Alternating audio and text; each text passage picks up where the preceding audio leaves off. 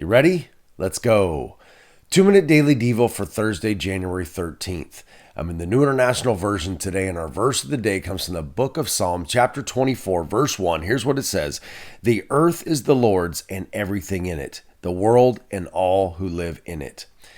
This is another psalm by David. As we've talked about before in previous Devos, David was a worshiper, and David was a guy that liked to be in nature. Obviously, he was a shepherd at one time, and he liked to play the harp. And I can just picture David being out on a field, maybe with the sheep, or this is after that, and he's looking up at the stars, and he's just marveling at the vastness of God and the awesomeness and how big our God is. And so he just quotes this and just writes this and said, "The earth is the Lord's and everything on it, the world and all who live in it."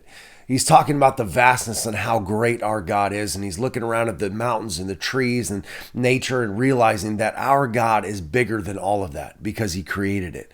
That God owns, the Bible says, the cattle on 1,000 hills, that all the silver in the earth belongs to the Lord. So we serve a God that is huge, for lack of a better word. He's amazing. He is awesome. And I want to encourage you today to be like David and just stop for a second, pause in the busyness of the world that we live in, and stop and look around at the vastness and the creativity and the amazingness of our God.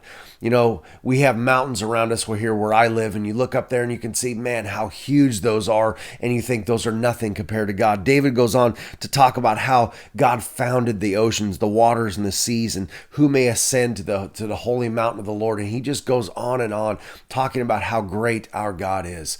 I want to encourage you today that you stop and just start to worship God. Start to glorify him and thank him for how great he is, and marvel at how amazing our God is. And remember, this is the same God that created all the heavens and the earth, that owns everything in it, like David writes here in the Psalm. Yet he loves you and I so much that he sent his son Jesus to die for us. That is who our God is. A God that is amazing, but at the same time loves each one of us like you can't believe. All right, that's it, guys. I'll talk to you tomorrow.